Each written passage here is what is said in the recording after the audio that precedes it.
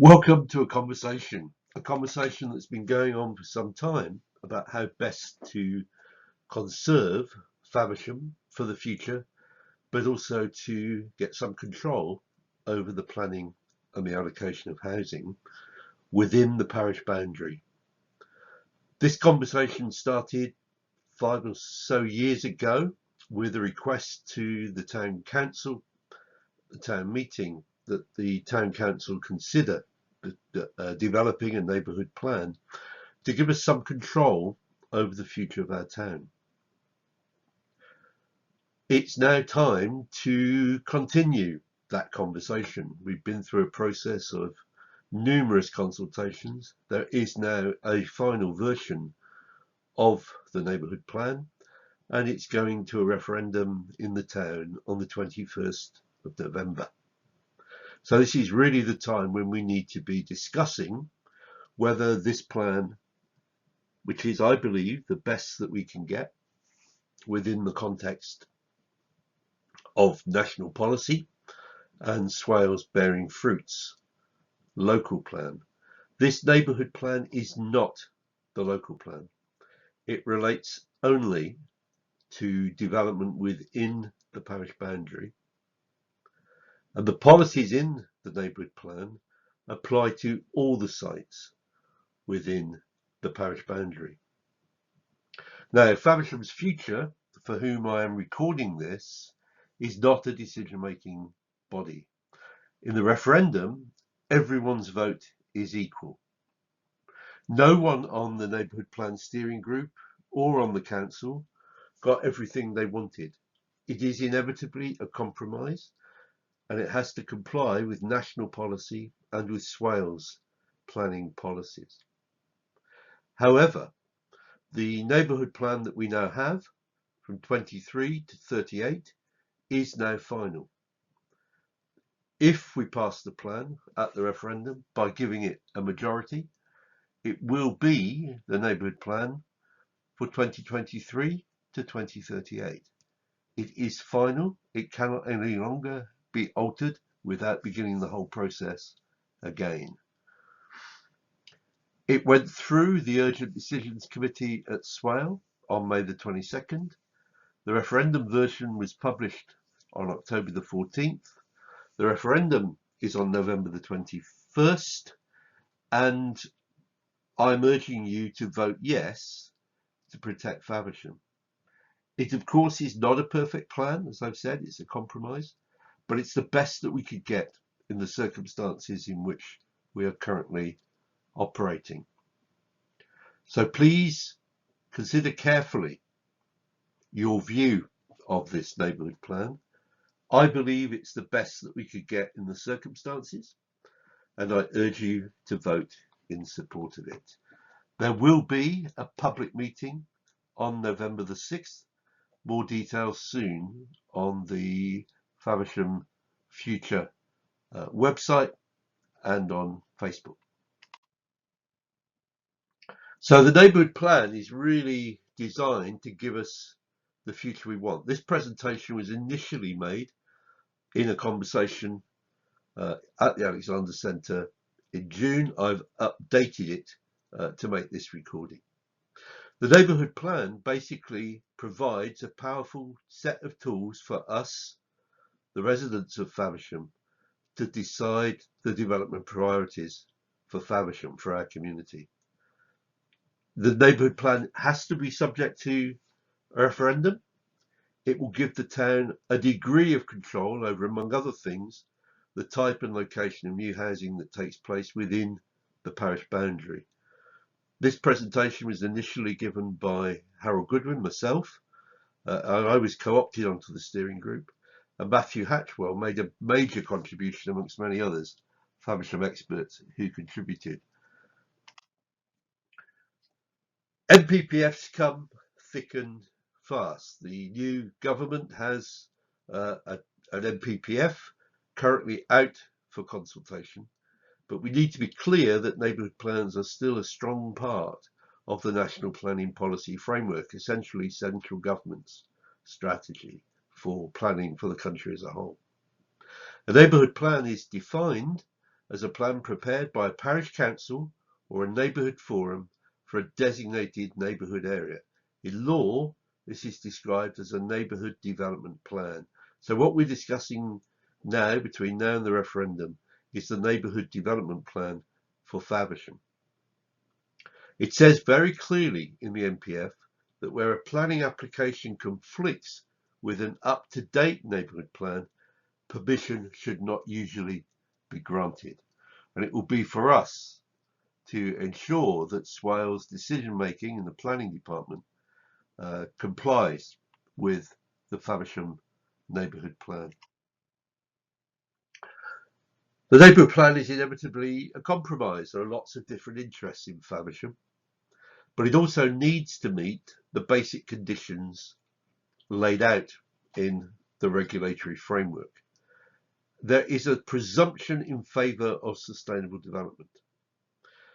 The neighbourhood plan has to have regard to national policy and guidance, and it must be in general conformity with the adopted strategic local planning policies, which means that for us in Faversham, it needs to align with the current local plan, which is bearing fruits, which has been in place 2017 to 2031, and the emerging local plan, which is obviously updating bearing fruits and responding to the new national government's planning targets. The plan has had to be checked by an independent examiner to ensure compliance, and I'm pleased to say that it passed that, and it has passed the Swale test of them agreeing to put it to referendum. The referendum is run by the district council, the local planning authority, which in our case is Swale. Swale's briefing to members on the 22nd of May said that neighbourhood plans are written by the local community and help get the right types of development in the right place. It is for those producing the plan to decide on its scope and content as a planning document. I'd like to emphasise that what they said is that if successful at referendum, a neighbourhood plan will become part of the statutory development plan for the area. Nobody, of course, will like everything in the neighbourhood plan, but it is the most important way we have of securing some control over how our town develops and over what we leave for our children and our children's children. We need to be very aware, though, and I ask you to be aware, the referendum is not the place for a protest vote. The question each of us has to ask is, on balance, do we think the policies in the neighbourhood plan will assist us, the citizens of Faversham, to protect what is special about our place and to develop it sustainably? It has been 5 years since we started this process. We asked for it in 2019. We now finally have got to the referendum. If you want to look back at all the stages of consultation, the website address is there for you to look. The Town Council isn't permitted to campaign for the approval of the neighbourhood plan. The Faversham Society has not yet determined its view. This is still a public information conversation. It's not a decision-making meeting. The decisions will be made by every citizen of Faversham, every resident, on the register to vote at the referendum on November the 21st. You can see that there's a wealth of information on the Faversham Town Council website. It's all there for you to look at if you wish. It's been a long and very educational process for those of us who've seen it through. On the right hand side of this slide, you can see the parish boundary there in red, and as you can see, it crosses slightly over the M2 and out onto the marshes and the east and west. It is not the whole of the impact of housing around Faversham. Decisions outside of the parish boundary are made entirely by Swale in accordance with the local plan, which has yet to be discussed. But there will be a new local plan at some point in the future. For now, we're dealing with the situation as it is, and the local plan that we're operating to is bearing fruits. So the aims of the neighbourhood plan are clearly set out in the in the version which is going to referendum. It's about promoting the vitality and viability of the town centre for us, support local housing growth to meet the diverse needs of our local community, more sustainable living and working patterns, promoting sustainable transport and active travel, protecting Faversham's green spaces and the natural environment, promoting sustainable design, but complementing Faversham's locally distinctive sense of place, and to preserve or enhance Faversham's heritage and to promote heritage-led development. And on the right-hand side of this slide, you can see the list of policies which apply across the whole of the parish. Everywhere within the parish boundary is subject to the policies which are set out there. And I'd urge you to go and have a look at those policies which you have a particular interest in. The neighbourhood plan is, of course, a compromise. Landowners are constrained by needing planning permission, but planners can't tell them what to do. We, of course, have competing community interests. Planning is largely about land use. So the neighbourhood plan can't solve the problems of the availability of hospitals, dentists, doctors, nor can it solve the problems in our schools, the availability of school places. That's a KCC responsibility. They are required to provide a school place for every child. And we can't solve the problem of the highways, which again is a KCC responsibility. We are largely concerned with land use within the parish boundary, and you can see the range of institutions involved in affecting the future of Faversham. We are a small part of a national policy for planning and a national planning framework. But within those constraints, we have been able, through the neighbourhood plan, to achieve some, I think, significant constraints on what can be done to us by others. The housing issue is clearly in the front of everybody's mind. We were asked to deliver 219 new homes over the planned period. Abbey Fields and Ham Road are not allocated for development. If this neighbourhood plan is passed at the referendum, the threat to Abbey Fields and Ham Road is taken away. There will not be development on Abbey Fields and Ham Road until there is a new neighbourhood plan at some point in the future. So for the foreseeable future, we will have stopped development on Abbey Fields and Ham Road. You'll see on the right a list of the sites where we have, as the steering group, now as the town council, and just gone through Swale. These are the sites which are designated for some development, and you can see within the referendum version of the neighbourhood plan the detailed prescription that we put in place for what development should look like on those sites. So again, if you're interested in any of those sites in particular, take a look at the neighbourhood plan. It's all spelt out there, and Swale will be required to make its decision about planning applications on those allocated sites within the neighbourhood plan in the light and to comply with the policies in our neighbourhood plan. There's a whole lot on the implications of housing development for transport infrastructure. Development inevitably generates additional journeys.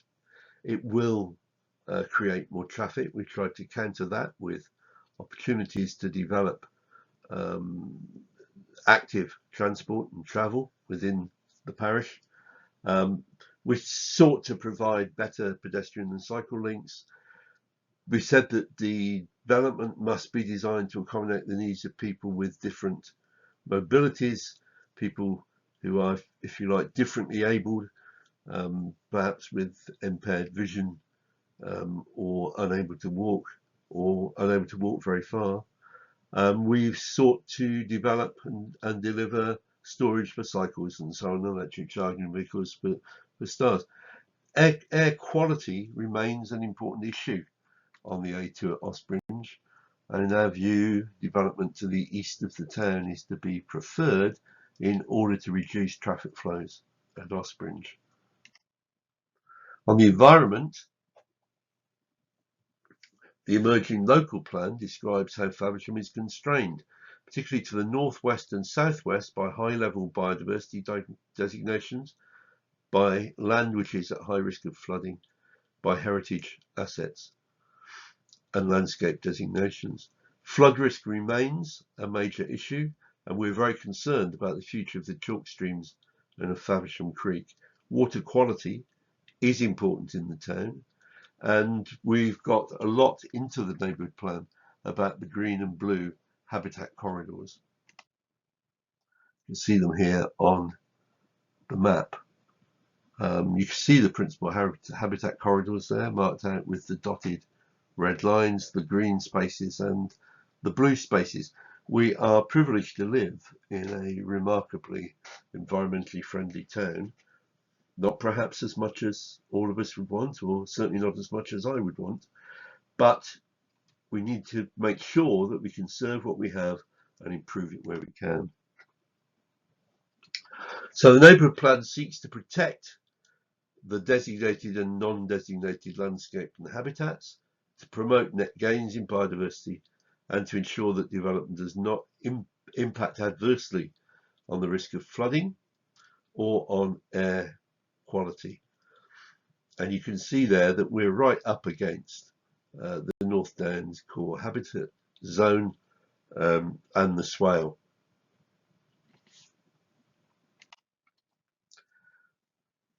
So in terms of the policies, development should have no adverse impacts on green or blue infrastructure. So that's seeking to look after the tidal marshes, the chalk streams, the Westbrook, Crooksditch, All Creek and Thorn Creek. Major development should include positive features so that we get biodiversity net gain. And the loss of green or natural landscapes should be balanced by the provision of green infrastructure, landscaping, planting and so on. Trees, wood and hedges should be retained, be incorporated into the layout of new developments. Where loss of trees, woodland or hedges is unavoidable, replacements need to be provided. Development should not cause harm to or lead to the loss of the best and most versatile agricultural land, wherever that's possible. And landscaping and planting should use native species or other species with a high value for wildlife. We protected some new local green spaces. This does not include all the existing local green spaces. These are the new ones. And there are sections in the neighbourhood plan on public rights of way, on flooding, on air quality, on renewable energy, and a whole policy on Faversham Creek. David Stebbing, the independent examiner, who finally approved the plan before it went to Swale for their agreement to adopt and put the plan to referendum, he said, in my assessment, the plan reflects the land use aspirations and objectives of the Faversham community for the future planning of their area to 2038. The output, he says, is a plan which should help guide the area's development over that period, making a positive contribution to informing decision-making on planning applications by Swale Borough Council. So what happens next? The final stage in adopting this neighbourhood plan for Faversham is the referendum on the 21st of November. Your opportunity to give your view on the work we've done over the last 5 years on your behalf and with your inputs.